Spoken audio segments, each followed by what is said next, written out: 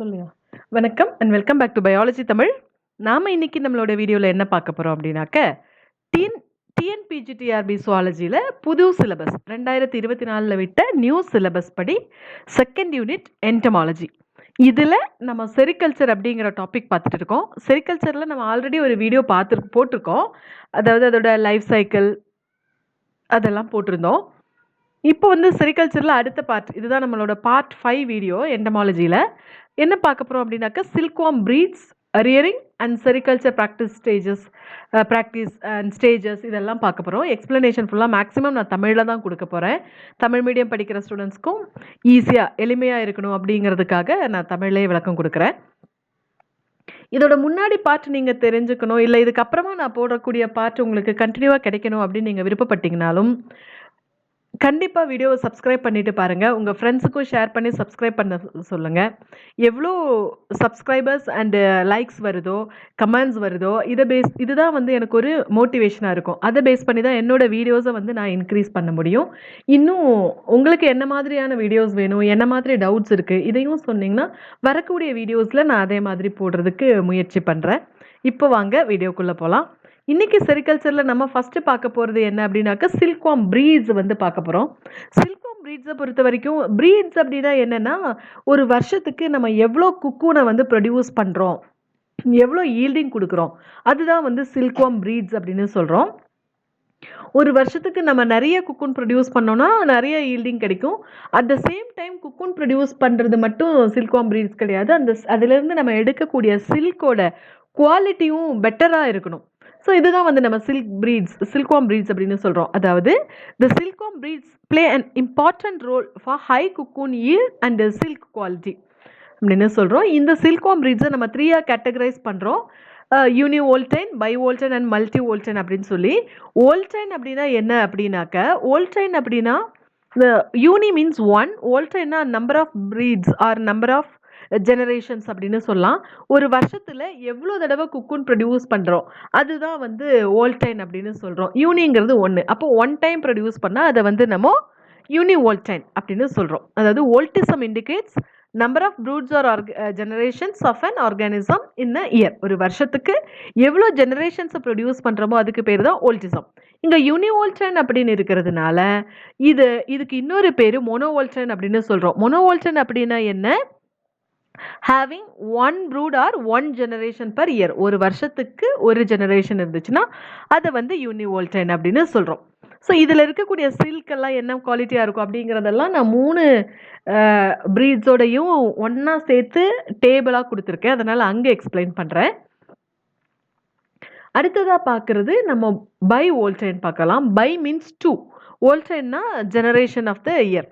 அப்போ 2 டைம் 1 இயரில் அதோட ஜெனரேஷன்ஸ் இருந்துச்சுன்னு சொன்னாக்கா அதுதான் நம்ம பை வோல்டைன் அப்படின்னு சொல்கிறோம். அதாவது they go through alternating life cycles. இதில் இந்த பை வோல்டைனில் என்ன நடக்குது அப்படின்னாக்க, இங்கே வந்து லைஃப் சைக்கிளை பொறுத்த வரைக்கும் 2 தடவை 2 லைஃப் சைக்கிள்ஸ் இன்னும் இயரில் வந்துட்டு நடக்கும். அதுவும் அந்த 2 லைஃப் சைக்கிளில் ஒரு லைஃப் சைக்கிளில் வந்து ப்ரொடியூஸ் பண்ணக்கூடிய எக் வந்து ஹைபர்னேட்டிங் எக் ஆகும். இன்னொரு லைஃப் சைக்கிளில் ப்ரொடியூஸ் பண்ணுற எக் வந்து நான் ஹைபர்னேட்டிங் எக்ஸ். இப்படி 2 விதமான எக்கையும் வந்து பைவோல்டைனில் ப்ரொடியூஸ் பண்ணும். இதுலேருந்து கிடைக்கக்கூடிய சில்க் எப்படி இருக்கும் அப்படின்னு சொல்லி பார்த்தாக்க, நல்ல ஒரு சுப்பீரியர் குவாலிட்டியாக இருக்கக்கூடிய ஹை சில்க் கண்டென்ட் இருக்கிற ஒரு சில்காக இருக்கும். அந்த சில்க் ஃபிலமெண்ட் கூட எப்படி இருக்கும்னா, லென்த்து வந்து ரொம்ப நீளமாக இருக்கக்கூடிய லென்த்தாகவும் அதோட டென்சைல் ஸ்ட்ரென்த்து கூட வெரி ஹையாக இருக்கக்கூடிய மாதிரி ஒரு சில்க் தான் வந்து அந்த குக்கூன்லேருந்து பைவோல்டைன் குக்கூன்லேருந்து நமக்கு கிடைக்கும்.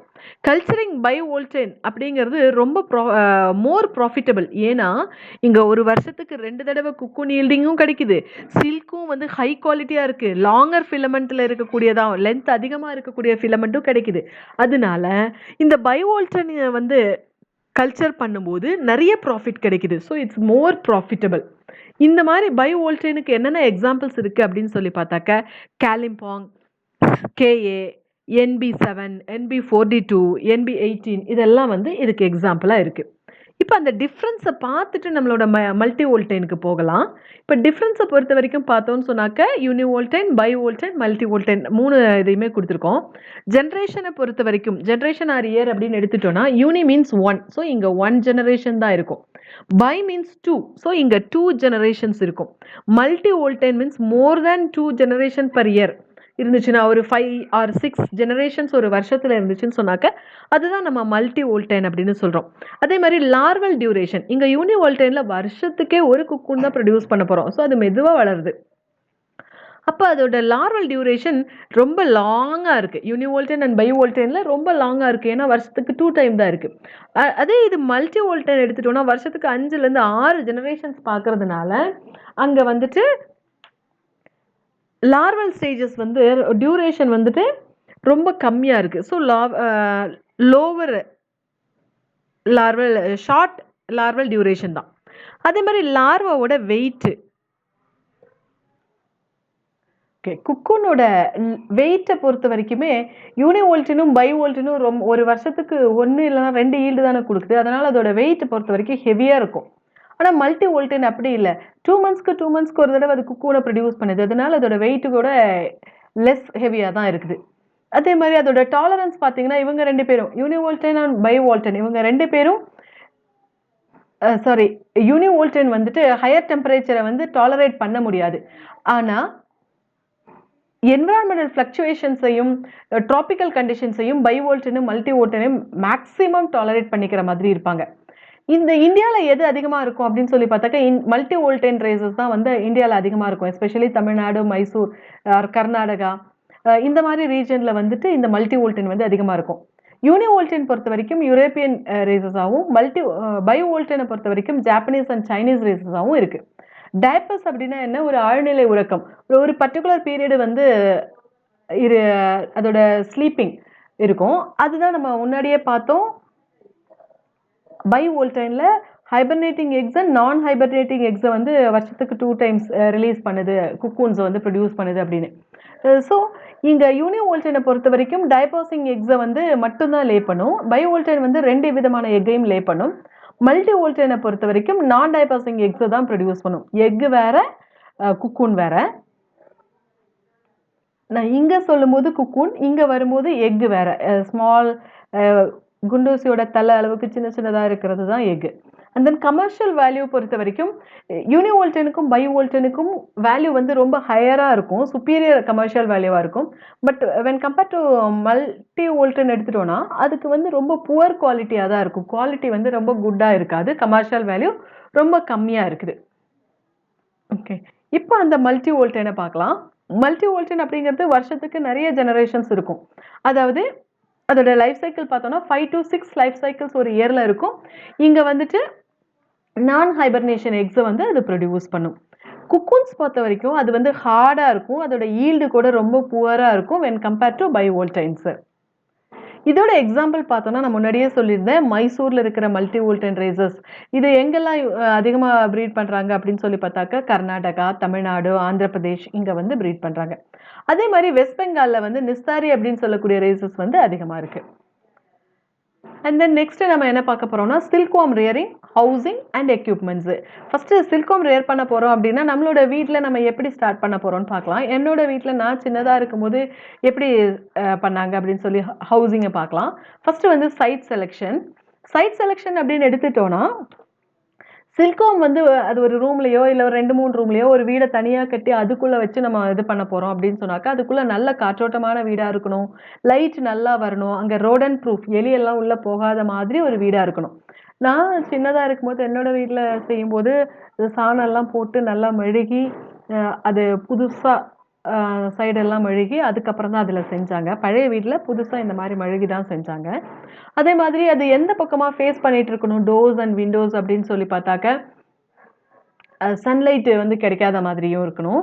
இங்கே பார்த்தோன்னு சொன்னாக்கா ஃபார்ம் அனிமல்ஸ், அதாவது கோழி, ஆடு, மாடு, அணில், எலி இந்த மாதிரி எதுவுமே வராத மாதிரி இருக்கணும். ஸ்ப்ரேயிங் யூஸ் பண்ணும்போது ட்ரிஃப்டிங் நடக்காத மாதிரி கெமிக்கல் ஸ்ப்ரேஸ் வந்து வேறு எதுக்கெல்லாம் யூஸ் பண்ணும்போது பார்த்துக்கணும்.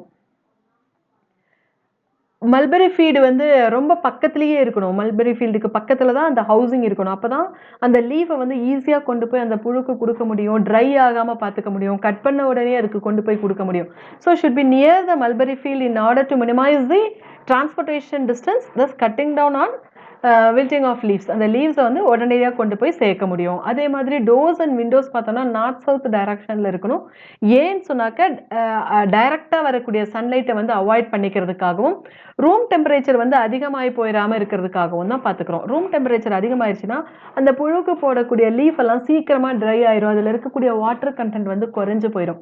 ஸோ இந்த மாதிரி நடக்காம இருக்கிறதுக்கு சம்மர் டைம்ல என்ன பண்ணாங்கன்னா, அந்த சணல் நூல்ல செஞ்ச சாக்கு பை இருக்கும் இல்லையா? அத வந்து தண்ணீல நனைச்சுட்டு, தண்ணி சொட்டாத மாதிரி ஓரளவுக்கு ட்ரை பண்ணிட்டு, அந்த ரூம்குள்ள கயிறு கட்டி போட்டிருப்பாங்க. அப்ப வந்து ரூம் வந்து ஹியூமிடிட்டி கன்டென்ட் வந்து அதிகமா இருக்கிற மாதிரி இருக்கும். லீஃப் எல்லாம் ட்ரை ஆகாத மாதிரி இருக்கும். இந்த மாதிரி தான் என்னோட வீட்ல வந்து செஞ்சாங்க. இதுதான் வந்து அந்த சைட்டு, மல்பெரியோட site. So the sericulture practice involves 3 different stages. என்னென்ன 3 டிஃபரண்ட் ஸ்டேஜஸ்ன்னு பார்க்கலாம். ஓகே. இப்போ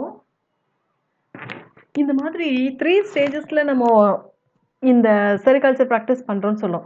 என்னென்ன 3 ஸ்டேஜஸ்ன்னு பார்ப்போம். அதுக்கு முன்னாடி இங்க குடுத்திருக்கிறது தான் வந்து அந்த மல்பெரி ஃபீல்டு. இந்த கட் பண்ணிட்டு லீஃப் வந்து புதுசா மேல வளர்ந்து வந்திருக்கிற ஒரு ஃப்ரெஷ் லீவ்ஸ் இருக்கக்கூடிய ஒரு மல்பெரி சைட்டு தான் நம்ம இங்க பார்க்குறோம். 3 ஸ்டேஜஸ்ல இதுதான் வந்து ஃபர்ஸ்ட் ஸ்டேஜ். ஃபர்ஸ்ட் வந்து பிளான்ட்ட வந்து கல்டிவேட் பண்ணணும். அப்பதான் வந்து புழுவ வந்து வளர்க்கலாம். அப்பதான் அதுக்கு ஃபுட் குடுக்க முடியும். அதனால செரிகல்ச்சர் பிராக்டிஸ்ல ஃபர்ஸ்ட் ஸ்டேஜ் வந்து கல்டிவேஷன் ஆஃப் ஃபுட் பிளான்ட்ஸ். இத தான் பிளான்ட் ஆரிஜின்னு சொல்றோம். செகண்ட் வந்து அனிமல் ஆரிஜின். அனிமல் ஆரிஜின் அப்படிங்கிறது ரியரிங் ஆஃப் லார்வா. அப்பதான் நம்ம புழுவ வளர்த்து அதுக்கு தேவையான ஃபுட்ட கொண்டு போய் குடுக்குறோம். புழு வளர்த்ததுக்கு அப்புறம் 3வது என்ன செய்றோம்? அது குக்கூன் ஃபார்ம் பண்ணிரும். அந்த குக்கூன்ல இருந்து த்ரெட்ட வந்து எடுக்கிறோம். அதுதான் வந்து 3rd ஸ்டேஜ் டெக்னிக்கல் ஆரிஜின்.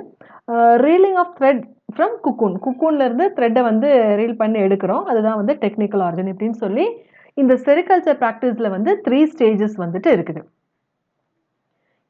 இதுல ஒரு ஸ்டேஜஸா பத்தி பார்க்கலாம். ஃபர்ஸ்ட் வந்து cultivation of food plant stage. இதுதான் வந்து ஸ்டேஜ் 1. ஃபுட் பிளான்ட் வந்து எப்படி வளர்க்குறோம் அப்படிங்கிறத பார்க்கலாம். ஃபர்ஸ்ட் வந்து த லார்வே ஆஃப் பாம்பிக்ஸ் மோரி. அந்த பாம்பிக்ஸ் மோரியோட லார்வா என்ன சாப்பிடும் அப்படின்னா இந்த இலைய தான் சாப்பிடும். Feeds on leaves of mulberry. Mulberry பிளான்ட்டோட லீவ்ஸை தான் வந்து இது சாப்பிடுது. Regular supply of healthy mulberry leaves is essential. அந்த புழுவுக்கு காலையில, மத்தியானம், ஈவினிங் அப்படியே ஒரு இன்டர்வெல்ல அதுக்கு ரெகுலரா அதோட ஃபுட்டை வந்து சப்ளை பண்ணிட்டே இருக்கணும். ஈவன் ரொம்ப சின்னதா இருக்கிற புழுல இருந்து அடல்ட் வரைக்கும் அதோட ஏஜுக்கு தகுந்த மாதிரி அந்த புழுவோட சைஸுக்கு தகுந்த மாதிரி அது ரொம்ப வேகமா சாப்பிடும். சாப்பிட்டு ஃபுட்டை வந்து சீக்கிரமா சாப்பிட்டுட்டே இருக்கும். அதனால ரெகுலரா ஹெல்தியான மல்பெரி லீவ்ஸை அதுக்கு சப்ளை பண்ணிட்டே இருக்கணும். மல்பெரி லீவ்ஸ் பார்த்தோம்னா அதுதான் அதோட ஹை ஃபுட் வேல்யூ. வேற எந்த இலையும் அதுக்கு குடுக்கக்கூடாது. ஒன்லி மல்பெரி லீவ்ஸ் தான் குடுக்குறோம். It is a perennial woody plant. அந்த இது வந்து பார்க்கறதுக்கு இந்த மாதிரி ஒரு வுட்டி பிளான்ட்டா இருக்கும். Mulberry trees can be propagated by sapling. இங்க நான் சொன்னேன் இல்லையா? இது கட் பண்ணிட்டு ஃப்ரெஷ்ஷா வளர்ந்திருக்கு. ஒரு அளவுக்கு வளர்ந்ததுக்கு அப்புறம் செடி பழசாகும்போது அதை வெட்டிட்டு மறுபடியும் புதுசா அதை சாப்லிங் பண்ணிட்டு அதுல இருந்து புதுசான லீவ்ஸ் வரும். இத சாப்லிங் மெத்தட்லயோ, கட்டிங்லயோ இல்ல கிராஃப்டிங் மெத்தட்லயோ அதை வந்து நம்ம வளர்த்துக்கவும் செய்யலாம்.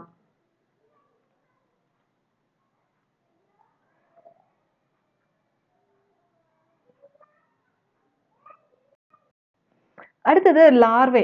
Rearing of larva tiny caterpillars. சின்னதா இருக்கிற கேட்டர்பில்லர்ஸை வந்து பெருசா அடல்ட் வரைக்கும் வளர்க்குறது தான் வந்து செகண்ட் ஸ்டேஜ். எப்படி வளர்க்க போறோம் அப்படின்னு சொல்லி பார்த்தா ஃபர்ஸ்ட் வந்து initially the caterpillars measures 5 to 7 mm in length. 5 to 7 mmனா என்ன? 1 சென்டிமீட்டரை விட சின்னதா தான் அந்த புழு வந்துட்டு இருக்கும். அதுதான் வந்து 5 to 7 mm லென்த்ல வந்துட்டு இருக்கும். They are transferred and feeding trace. அந்த எக்ல இருந்து ஹேட்ச் ஆகி சின்னதா வந்ததுக்கு அப்புறமா அந்த ஃபீடிங் ட்ரேஸ்க்கு வந்து மாத்துவோம். அப்படி மாத்தும்போது அந்த ஃபீடிங் ட்ரேல என்ன இருக்கணும் அப்படின்னா containing soft tender leaves of mulberry. ஏன்னா இப்போ சின்னதா புழு இருக்கும். அதுக்கு வந்து கடிச்சு சாப்பிட முடியாது முழு இலைய. அதனால அந்த மல்பெரி லீவ்ஸை கொண்டு வந்து நம்ம சின்ன சின்னதா கட் பண்ணி தான் அதுக்கு வந்து போடுவோம். ஸோ கட் பண்ணி இந்த மாதிரி லீவ்ஸை வந்து போடுவோம். அதுக்கப்புறம் தே ஸ்டார்ட் ஃபீடிங் அந்த tender leaves and grow faster. இந்த caterpillar this form stop feeding. எப்போ முழுசா வளர்ந்துருச்சோ 5 to 7 mmல இருந்து அது குக்கூன் ஃபார்ம் பண்றதுக்கு முன்னாடி வரைக்கும் சாப்பிட்டுக்கிட்டே இருக்கும். எப்போ அது சாப்பிட்றத நிறுத்துதோ அப்போ அது இன்ஆக்டிவ் வித்தின் 4 to 5 days. சாப்பிட்றத நிறுத்தினதுலேருந்து 4லேருந்து 5 நாளைக்குள்ள அது என்னவாயிரும், இன்ஆக்டிவாக மாறிடும். இன்ஆக்டிவாக மாறிடும் அப்படின்னா என்ன, அந்த லார்வா என்ன பண்ணுது, undergo morphological changes after every moult. மோல்ட்னா என்ன, தமிழில் தோல் உரித்தல். ஒவ்வொரு தடவை தோல் உரிக்கும் போதும் அதோட ஸ்டேஜஸ்ல வந்து மார்ஃபலாஜிக்கலி, அதாவது புற தோற்றத்துல மாற்றங்களை ஏற்படுத்துது. ஒரு ஸ்டேஜ்ல இருந்து அடுத்த ஸ்டேஜுக்கு வளரும் போது, ஒரு சின்ன சைஸ்ல இருந்து கொஞ்சம் பெரிய சைஸ்க்கு வளரும் போது தோலை உரிச்சிரும். அதுக்கப்புறம் ஒரு ஸ்டேஜ்ல இருக்கும், மறுபடியும் கொஞ்சம் தோல் உரிக்கும் போது மறுபடியும் வளரும். இதை நம்ம முன்னாடி வீடியோல பார்த்துருக்கோம் மோல்டிங்னா என்னன்னு. ஸோ இந்த மாதிரி அந்த லார்வா வந்து மார்ஃபலாஜிக்கல் சேஞ்சஸ் வந்து ஒவ்வொரு மோல்டிங் அப்போயும் நடக்குது. இப்படி 5 டைம்ஸ் அந்த மோல்டிங் தோல் உரித்தல் வந்து நடக்கும். அப்படி 5 டைம்ஸ் நடந்ததுக்கு அப்புறமா அது வந்து மெச்சூர் ஆயிரும். எத்தனை நாள்ல மெச்சூர் ஆகும், 45 நாளைக்குள்ள அந்த லார்வா மெச்சூர் ஆயிரும். அதுக்கப்புறமா அதோட மவுத்தில் இருக்கிற சலைவரி கிளான்ஸ் வந்து சில்கை வந்து செக்ரேட் பண்ண தொடங்கிடும். அந்த சலைவரி கிளான்ஸை தான் நம்ம சில்க் கிளான்ஸ் அப்படின்னு சொல்றோம். It start secreting silk. அது வந்து சில்கை வந்து செக்ரேட் பண்ண வந்து தொடங்கிடும். அட் திஸ் ஸ்டேஜ், இந்த ஸ்டேஜில் அந்த மெச்சூரான கேட்டர்பில்லர்ஸை வந்து நம்ம ஸ்பின்னிங் ட்ரேஸ்க்கு வந்து மாற்றுவோம். நான் ஸ்பின்னிங் ட்ரேஸோட பிக்சர் வந்து காமிக்கிறேன். ஒரு 4 மூங்கில் மாதிரி இருக்கும், நடுவில் பாய் மாதிரி ஒன்று இருக்கும். அதில் வந்து ரவுண்டாக மூங்கிலில் வந்து பின்னி இருப்பாங்க. அந்த கேப்பில் தான் வந்து இது வளரும். நான் ஸ்பின்னிங் ட்ரே பிக்சர் வந்து வச்சிருக்கேன், அப்புறமா காமிக்கிறேன். They excrete their last excreta and begin to secrete sticky secretion from the silk glands through a very narrow pore situated on the hypopharynx. இது நம்ம முன்னாடியே பார்த்துருந்தோம் எப்படி சில்க் வந்து செக்ரேட் ஆகுது அப்படின்னு சொல்லி. அதாவது மெச்சூர்ட் கேட்டர்பில்லர்ஸை வந்து நம்ம ஸ்பின்னி ட்ரேஸில் ட்ரான்ஸ்ஃபர் பண்ண உடனே அதோட லாஸ்ட் எக்ஸ்க்ரீட்டாவெல்லாம் வெளியேற்றினதுக்கு அப்புறமா அது ஒரு ஸ்டிக்கி செக்ரேஷனை வந்து செக்ரேட் பண்ணும் அதோட சில்க் கிளாண்ட்லேருந்து. அந்த சில்க் கிளாண்ட் வழியாக செக்ரேட் பண்ணுற அந்த செக்ரேஷன் அதோட ஹைப்போஃபாரிங்ஸ் வழியாக இருக்கக்கூடிய ஒரு சின்ன துளை வழியாக வெளியே வரும். வித்தின் 5 days, 5 நாளைக்குள்ள அந்த கேட்டர்பில்லர் என்ன பண்ணிடுது, transform into pupa R cocoon. அது உள்ளே இருந்துக்கிட்டு அதை சுற்றி நூலை சுற்றிக்கிட்டே இருக்குது. அப்போ அது வந்து டிரான்ஸ்ஃபார்ம் ஆகி பியூப்பா ஸ்டேஜ்லேயோ குக்கூன் ஸ்டேஜ்லேயோ 5 நாளைக்குள்ள மாறிடும். After 15 days, acute metamorphic changes takes place during pupation and the young imago tries to come out. அதாவது 15 நாளைக்கு அதுக்குள்ளே இருக்கும். அந்த 15 நாளில் அதோட பாடியில் மெட்டமார்பிக் சேஞ்சஸ் வந்து நடந்து அந்த பியூப்பா என்ன பண்ணும், கொஞ்சம் கொஞ்சமாக க்ரோத் ஆகி அந்த யங் இமாகோ, சின்ன அந்த இமாகோன்னு சொல்கிறது வந்து முழு வளர்ச்சி அடைஞ்ச பட்டாம்பூச்சி மாதிரி இருக்கிற விங்ஸ் எல்லாம் வச்சுட்டு அந்த பூச்சி வந்து வெளியே வரும். எப்படி அது வெளியே வரும் அப்படின்னு சொல்லி பார்த்தாக்கா, அந்த யங் ஒன் என்ன பண்ணும், ஒரு ஆல்கலைன் ஃப்ளூயிடை வந்து செக்ரேட் பண்ணும். ஏன்னா பியூப்பா வந்து அப்படிங்கிறது வளர்வடக்கிய நிலையில் இருக்கும். அதுக்கு மவுத் எங்கே இருக்குது, கை எங்கே இருக்குது, கால் எங்கே இருக்கலாம் தெரியாது. அதுக்கு செக்மெண்ட்ஸ் மட்டும் இருக்கக்கூடிய ஒரு சின்ன இது மாதிரி இருக்கும். அதோட பாடியிலேருந்து செக்ரேட் பண்ணக்கூடிய ஒரு ஆல்கலைன் ஃப்ளூயிட் என்ன பண்ணுது, அந்த குக்கூனோட ஒரு எண்டை வந்து சாஃப்டன் பண்ணுது. அப்போ அது அந்த சில்கெல்லாம் வந்து கரைஞ்சு மெலிசாயிரும். மெலிசான உடனே அந்த இடத்த புஷ் அவுட் பண்ணிக்கிட்டு அந்த யங் ஒன்ஸ் வந்து வெளியே வந்துடும். So later it escapes by forcing its way out of the soften area. அந்த சாஃப்டன் ஏரியாவை ஃபோர்ஸ் பண்ணி அந்த அடல்ட் இமாகோன்னு சொல்கிறோம் இல்லையா, அந்த அடல்ட் வந்து வெளியே வந்துடும். Just after the formation of cocoons, healthy cocoons are selected and kept in cages for the next crop. So அந்த 15 நாள் தான் அதுக்குள்ளே இருக்கும். அதுக்குள்ளே அந்த 15வது நாள் அது வெளியே வந்துடும் இல்லையா, அப்போ அதுக்குள்ளே அதை வந்து நம்ம மார்க்கெட்டில் கொடுத்துடும். அப்போது குக்கூன்ஸ் அதில் வந்து ஹெல்த்தியாக இருக்கக்கூடிய குக்கூன்ஸை வந்து செலக்ட் பண்ணி ஒரு கேஜில் போட்டு நெக்ஸ்ட் க்ராப்புக்காக நம்ம ரெடி பண்ணி வச்சுப்போம். ஸோ இங்கே கொடுத்துருக்கிறது தான் வந்து இது ஸ்பின்னிங் ட்ரே கிடையாது. இது வந்து நம்ம புழுவை வளர்க்குறதுக்காக யூஸ் பண்ணக்கூடிய அந்த ட்ரே. அதுக்குள்ளே லீஃபும் புழுவும் போட்டிருக்காங்க. இந்த ட்ரே வந்து இந்த மாதிரி தான் அடுக்கி வச்சுருப்பாங்க. இது 1 2 3, இது ஒன்று 4 மூங்கில் கால் ஊனி இருக்கும். அதில் இந்த ட்ரே வைக்கிற மாதிரி ஷெல்ஃப் மாதிரி இருக்கும். அதுக்குள்ளே இந்த மாதிரி ட்ரேஸை வந்து நிறைய வச்சுருப்பாங்க. இந்த புழுவில் இருக்கக்கூடிய இந்த எக்ஸ்கிரீட்டரி வேஸ்ட் எல்லாம் கீழே விழுகாமல் இருக்க இங்கே ஒரு நெட்டு கூட யூஸ் பண்ணுவாங்க. So tools and materials necessary for rearing silkworm. ஒரு சில்க்வார்ம் ரியர் பண்ணுறதுக்கு என்னென்ன டூல்ஸ் தேவைப்படுதுன்றது தான் பார்க்குறோம். ஸோ அதில் 2 எக்யூப்மெண்ட்ஸ் இங்கே கொடுத்துருக்கோம். ஒன்று வந்து மக்கான். ஃபர்ஸ்ட் வந்து ஹவுஸ் வந்து நமக்கு முன்னாடியே பார்த்தோம். A well aerated building or mud walled, மண்ணில் பூசின ஒரு ஹவுஸ் தான் வந்து பெஸ்ட்டாக இருக்கும். ஏன்னா சம்மர் டைமில் கூலாக இருக்கும், வின்டர் டைமில் வார்மாக இருக்கிற மாதிரி ஒரு ரூம் தான் வந்து நம்ம ரெடி பண்ணணும். அதில் தான் வந்து செரிகல்ச்சர் சில்க்வார்ம்ஸை வந்து வளர்க்கணும். ஆப்டிமம் டெம்பரேச்சர் பார்த்தோன்னா லார்வாவுக்கு 70 டிகிரிலேருந்து இது 0 கீழே போயிடுச்சு, மேலே போயிருக்கணும். இது 70 டிகிரி டு 75 டிகிரி ஃபாரன்ஹீட் அளவுக்கு அதோட ஆப்டிமம் டெம்பரேச்சர் இருக்கிற மாதிரி பார்த்துக்கணும். ஃபீடிங் ட்ரேஸ்னால் என்ன, இங்கே ஃப்ளாட்டாக இருக்குதுல்ல ஒரு ட்ரே, இதுக்கு பேர் தான் ஃபீடிங் ட்ரேன்னு சொல்கிறோம். அதாவது freshly hatched worms are kept in flat trays. Made up of bamboos. இங்கே பாருங்க, இது வந்து பேம்பூவில் செஞ்ச, மூங்கிலில் செஞ்ச ஒரு ஃபீடிங் ட்ரே தான். இந்த சின்ன புழுவில் இருந்து பெரிய புழு வரைக்கும் இந்த மாதிரி இருக்கிற ட்ரேல தான் வச்சுருப்பாங்க. Along with small piece of mulberry leaves, அதில் மல்பெரி லீவ்ஸை போட்டு இந்த புழுவை வந்து வச்சுருப்பாங்க. அதுதான் இங்கே தட்டு தட்டாக அடுக்கி இருக்குது. நிறைய ட்ரேஸ் வந்து இதில் அடுக்கி வச்சுருக்கோம். ஸோ அந்த அடுக்கி வச்சுருக்கோம் இல்லையா, அதுக்கு பேர் தான் வந்து மக்கான். மக்கான் are made by fixing 2 pairs of bamboos. 4 கால் உள்ள பேம்பூஸ் இருந்துச்சு இந்த ground and traying across poles of bamboos. அதுதான் நம்ம அந்த பிக்சரில் பார்த்தோம். They are needed to accommodate large number of trays in limited space. அப்போ தான் கொஞ்சம் பிளேஸில் நிறைய ட்ரேஸ் வந்து நமக்கு அடுக்கி வைக்க முடியும். அதனால தான் அந்த மெக்கான் வந்து யூஸ் பண்ணுறோம். அதே மாதிரி நெட்ஸ் யூஸ் பண்ணுவோம்னு சொல்லியிருந்தேன். ஏன்னா large amount of excreta, dirty products, இந்த மாதிரி ரிமைனிங் லீவ்ஸ் இதெல்லாம் வந்து அடுத்தடுத்த ட்ரேல விழுகும். மேலே இருக்க ட்ரேலேருந்து அந்த சின்ன ஹோல் வழியாக விழுகும். அதை அவாய்ட் பண்ணிக்கிறதுக்கு தான் நம்ம நெட் யூஸ் பண்ணுறோம். If worms R protected from these waste, they May get deceased. இந்த மாதிரி அந்த மேலே இருக்க புழுவோட எக்ஸ்கிரீட்டரி வேஸ்ட் எல்லாம் கீழே இருக்க புழு மேலே வந்து விழுந்துச்சு அப்படின்னா, அது கீழே இருக்க ட்ரேல இருக்கக்கூடிய புழுக்கு வந்து சீக்கிரமாக டிசீஸ் வந்துடும். அதுலேருந்து அவாய்ட் பண்ணிக்கிறதுக்காக தான் இந்த மாதிரி நெட்டை வந்து நம்ம யூஸ் பண்ணுறோம். To prevent this, trays are covered with the nets. இதை ப்ரிவென்ட் பண்ணிக்கிறதுக்கு தான் ட்ரேஸ் எல்லாம் வந்து நம்ம நெட்டு வச்சு கவர் பண்ணியிருப்பாங்க அப்படின்னு சொன்னேன். ஸோ இங்கே கொடுத்துருக்கிறது தான் வந்து அந்த குக்கூன் ஃபார்ம் பண்ணுற spinning trays. Spinning trace before cocoon formation. அந்த புழு வந்து குக்கூனை உருவாக்குறதுக்கு முன்னாடி அந்த ட்ரேலேருந்து எடுத்து இதை இங்கே இருக்குது பாருங்கள், இந்த மாதிரி நிமித்தி வச்சுருப்பாங்க. ஒரு 4 கால் மாதிரி இருக்கும். அதில் பின்னாடி பக்கம் இந்த மாதிரி இருக்கும், நிமித்தி இருக்கும். அதில் பாருங்கள் இந்த மாதிரி இதை இப்படி சுற்றி சுற்றி சுற்றி சுற்றி இப்படி செஞ்சுருக்கோம். இதில் தான் இந்த குக்கூன் வந்து ஃபார்ம் பண்ணும். இதுக்கும் இடையில இப்படி மூவ் பண்ணி அந்த குக்கூனை வந்து ஃபார்ம் பண்ணும். ஸோ ஸ்பின்னிங் ட்ரேஸை பொறுத்த வரைக்கும் பிஃபோர் குக்கூன் ஃபார்மேஷன், இந்த குக்கூன் ஃபார்ம் பண்ணுறதுக்கு முன்னாடி இந்த mature forms are transfer to specific type of trays known as spinning trays or சந்திரகி. இதுக்கு பேர் தான் சந்திரகி, இல்லைனா ஸ்பின்னிங் ட்ரேஸ்னு சொல்கிறோம். ஸோ அந்த டைமில் மெச்சூர்டான அந்த புழுவை பிடிச்சி இதில் விடுவாங்க. அது வந்து குக்கூனை வந்து ஃபார்ம் பண்ணும்.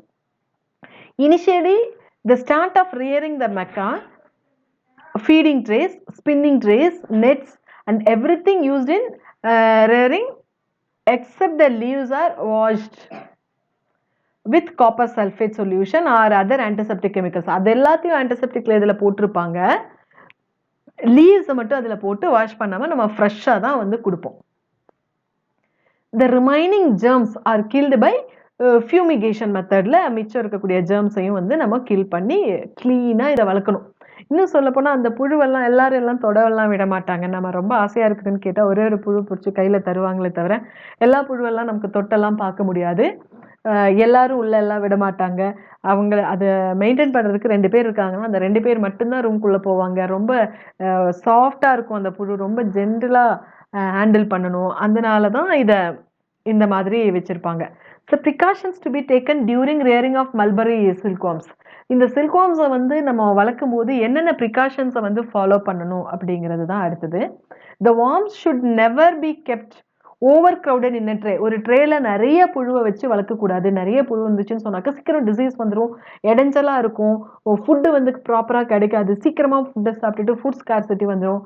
அதனால ரொம்ப க்ரௌடாக வைக்கக்கூடாது. Dried or dusty leaves should never be feed to the worms. அதனால தான் வீடை வந்து அந்த மல்பரி ஃபார்முக்கும் பக்கத்துலேயே வைக்கணும்.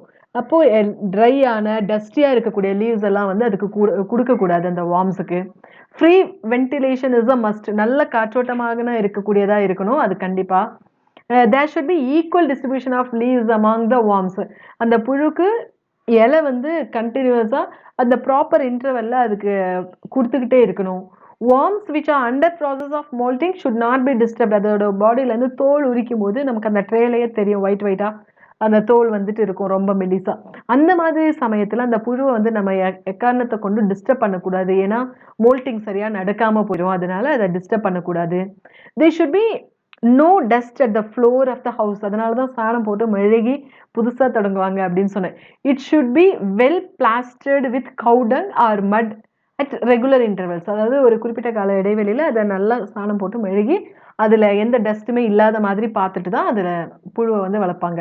Smoking should be strictly prohibited இந்த ரியரிங் ரூம். அந்த ரூம்குள்ளே ஸ்மோக்கிங் எல்லாம் கண்டிப்பாக நடக்கக்கூடாது, ஸ்ட்ரிக்ட்லி ப்ரோஹிபிட்டட் தான். And then worms should not be handled with dirty hands to avoid infection.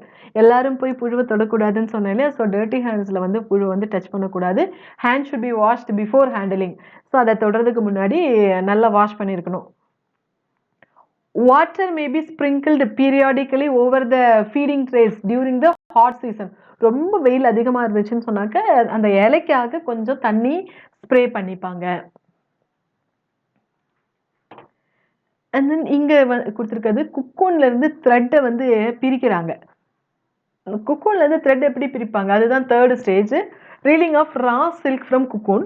இந்த ப்ராசஸ்க்கு போகிறதுக்கு முன்னாடி நான் எப்படி பார்த்துருக்கேன் அப்படின்னா, இப்போது இங்கே ஒரு பிக்சர் கொடுத்துருக்காங்க. இந்த ஒரு பாத்திரம் நம்ம வீட்டில் செய்கிறோம் அப்படின்னு சொன்னாக்க, இந்த குக்கூன்லேருந்து த்ரெட் எடுக்கிறோம் அப்படின்னா ஒரு பாத்திரத்தில் வந்து தண்ணியை வந்து நல்லா கொதிக்க வச்சிடணும். கொதிக்க வச்சுட்டு இங்கே குச்சி மாதிரி ஒன்று வச்சுருக்காங்களே, அதை வச்சு நல்லா கிண்டிகிட்டே இருக்கிறோம்.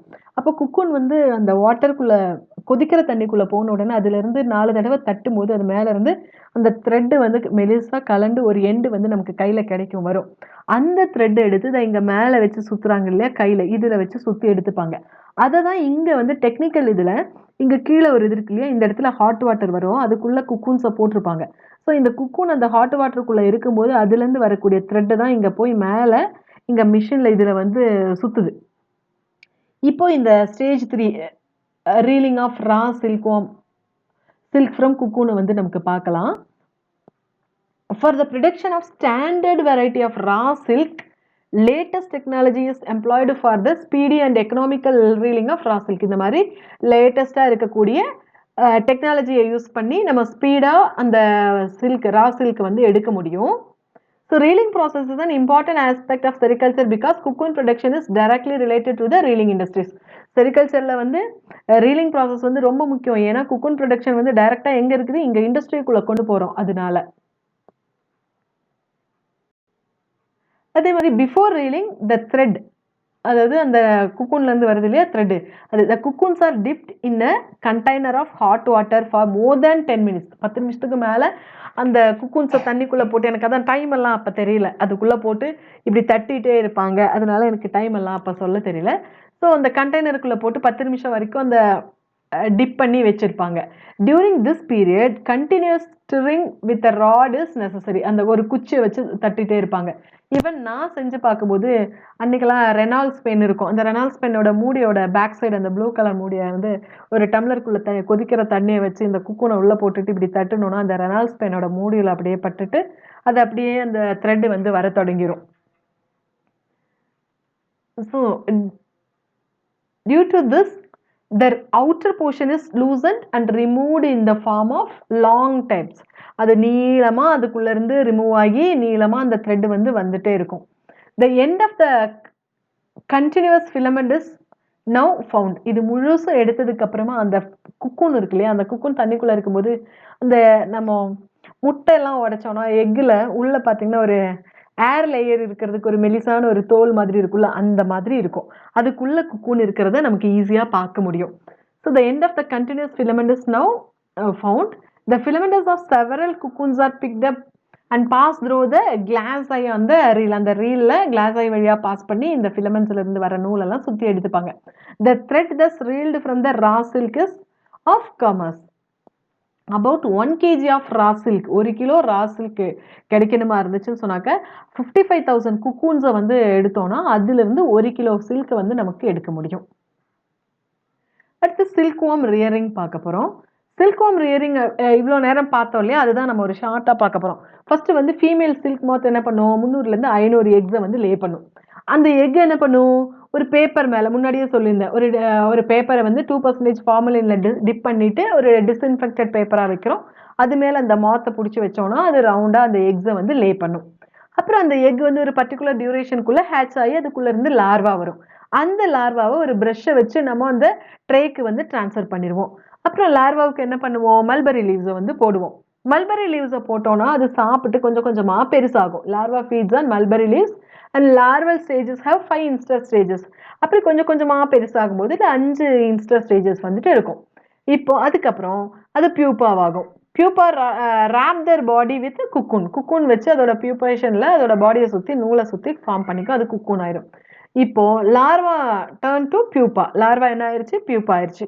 பியூப்பா ஆனதுக்கப்புறம் குக்கூன் கிடைச்சிருமா நமக்கு, அதை தான் நம்ம ஹார்வெஸ்டிங் பண்ணுறோம். அதுதான் ஹார்வெஸ்டிங் ஸ்டேஜ் அப்படின்றோம். ஸோ இவ்வளோ நேரம் பார்த்த சில்க்வார்ம் ரியரிங் இவ்வளோதான். அடுத்து சில்க் ரீலிங் ஸ்டேஜஸ் பார்க்க போகிறோம். After the final stage of harvesting, அதாவது குக்கூன் எல்லாம் நம்ம ஃபார்ம் பண்ணி முடிச்சதுக்கு அப்புறமா த பியூப்பை இன்சைட் த குக்கூன் இது இருக்குல்ல, அதை வந்து கில் பண்ணுறதுக்கு தானே நம்ம அந்த பாயிலிங் இதுக்குள்ளே போடுறோம். So killed by boiling the cocoon and exposing it to steam and dry heat process is called stifling. அதை என்ன பண்ணுறோம், நம்ம தண்ணிக்குள்ளே போட்டு இந்த மாதிரி செய்கிறோம் இல்லையா, அதை வந்து தண்ணிக்குள்ளேருந்து போட்டு எடுத்ததுக்கு அப்புறமா அந்த ஸ்டீம் வழியாக அதை ட்ரை ஹீட் பண்ணுறோம். அந்த மாதிரி பண்ணக்கூடிய ப்ராசஸ்க்கு பேர் தான் ஸ்டிஃப்லிங்னு சொல்கிறோம். Reeling is the process by which the silk filament are removed from the dead cocoon. Dead குக்கூன்லேருந்து சில்க் ஃபிலமெண்ட்ஸை வந்து பிரித்து எடுக்கிறதுக்கு பேர் ரீலிங்னு சொல்கிறோம். when cocoons are placed in boiling water for 15 minutes, the 7 adhesion of silk threads reduces and separates the filaments.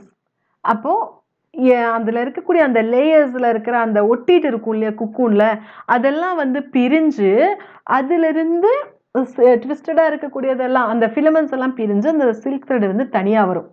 These filaments are twisted into thread. அந்த filaments தான் thread-ஆ twist பண்றோம் with the help of guides and pulleys. Silk is then reboiled to increase the luster. அதோட luster increase பண்றதுக்கு silk வந்து மறுபடியும் reboil பண்றோம். இப்படி over 900 meter of filaments can be obtained from a cocoon. ஒரு cocoonல இருந்து 900 meter. இது வந்து 900 meter அப்படிங்கிறது பொதுவா இருக்கு.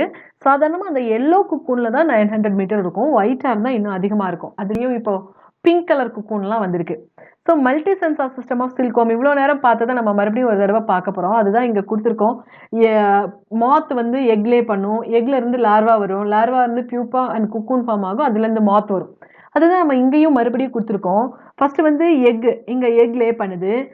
எக் லே பண்ணுறது வந்து சில்க்வார்ம் ரியரிங் அப்படின்னு சொல்கிறோம். அப்போ அது என்ன பண்ணுது, லார்வா ஆகி குக்கூனை வந்து ஃபார்ம் பண்ணும். இந்த குக்கூனை என்ன பண்ணுறோம், இது வரவிடாமல் இது அப்படியே நம்ம ரீலிங் ப்ராசஸ், அதுலேருந்து ரா சில்க் எடுத்துகிறோம், அப்புறம் மார்க்கெட்டுக்கு கொண்டு போயிடும். இது ஒரு ப்ராசஸ். இந்த குக்கூன்லேருந்து இந்த மாதிரி மாத் வந்துச்சு அப்படின்னா அது வந்து எக் லே பண்ணி சார்ட்டிங் அண்ட் பேரிங் பண்ணுவோம். அது சீட் ப்ரொடக்ஷன் பண்ணுறதுக்காக சார்ட்டிங் லேபிள் பண்ணி கிரைனேஜ் பண்ணி மறுபடியும் அது எக் ப்ரொடியூஸ் பண்ணும். இந்த ப்ராசஸ் நடந்துகிட்டே இருக்கும். இதுதான் வந்து ஒரு மல்டி சென்சார் சிஸ்டம் ஆஃப் சில்க்வார்ம் அப்படின்னு சொல்கிறோம். ஓகே, இதோட இந்த பார்ட் ஆஃப் வீடியோவை வந்து நான் கம்ப்ளீட் பண்ணுறேன். நெக்ஸ்ட் பார்ட் என்ன அப்படின்னு சொல்லி பார்த்தாக்கா mainly economic importance of silk, அதுக்கப்புறம் டிசீசஸ் ஆஃப் சில்க்வார்ம், இதெல்லாம் வந்து நம்ம அடுத்த வீடியோவில் பார்ப்போம். இந்த வீடியோ உங்களுக்கு பிடிச்சிருந்துச்சுன்னு சொன்னாக்க வீடியோவை சப்ஸ்கிரைப் பண்ணுங்கள், உங்கள் ஃப்ரெண்ட்ஸுக்கு ஷேர் பண்ணுங்கள். தேங்க்யூ.